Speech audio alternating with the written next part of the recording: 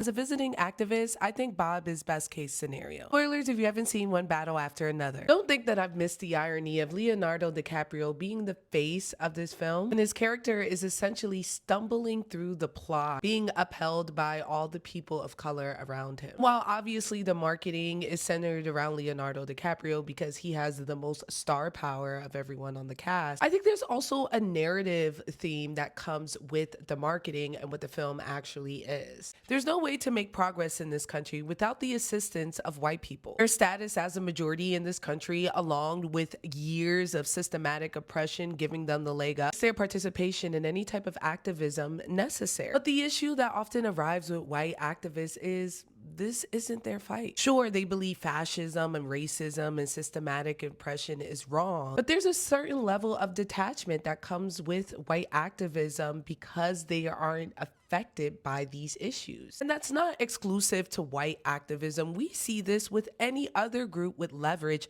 advocating for causes that they perceive are not quite. I'm just focusing on white activism because I feel like Paul Thomas Anderson takes the pitfalls of working with white people in these types of revolutions. Bob is clearly a well-meaning and good man who is dedicated to the cause. But it's made clear in the first 10 minutes that Bob's dedication to the cause stems from how he perceives the people there. He fucks with the image and the ideology, and it causes him to really lock in. When Perfidia kisses Bob for the very first time, she yells out, "Do you think he likes black women?" Just played off like a joke, but it's a legitimate question that black women ask all the time. And that's not just to white men. We just have to ask because men will come up to us and outright say, "I don't like black women." Bob's response to this is, "I wouldn't be here if I didn't." Huh?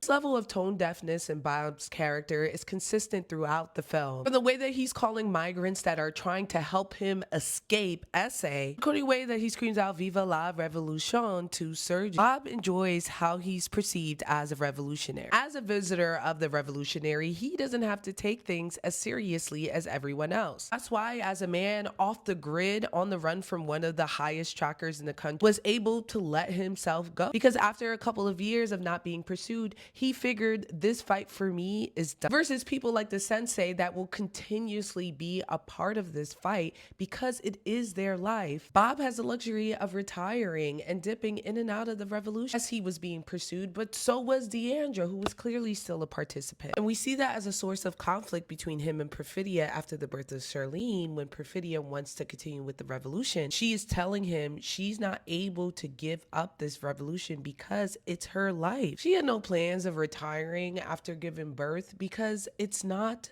over. And even when it comes to raising Willa, it's clear that Bob was able to instill those messages into her and then immediately forgot. But Willa, who's probably had her own experiences outside of Bob, is able to remember this, even though she admits that she thinks that he's just being paranoid. The message and the revolution resonates with Willa differently because she is a black woman and has her own experiences outside of Bob. Bob is obviously best case scenario because he doesn't do anything to truly put the revolutionaries in danger. There's a darker side to visiting revolutionaries where they're able to detach themselves from the cause when it becomes too difficult. Example of this is Willa's friend who gave away her phone number. While we were going through the interrogation montage of Willa's friend, I instantly knew that it would be the white woman or the queer person to give her away. Because yes, there is some solidarity with Willa because they are part of marginalized groups, but their whiteness and their proximity to that will always be something that they can grab onto. And I think it's purposeful that PTA chose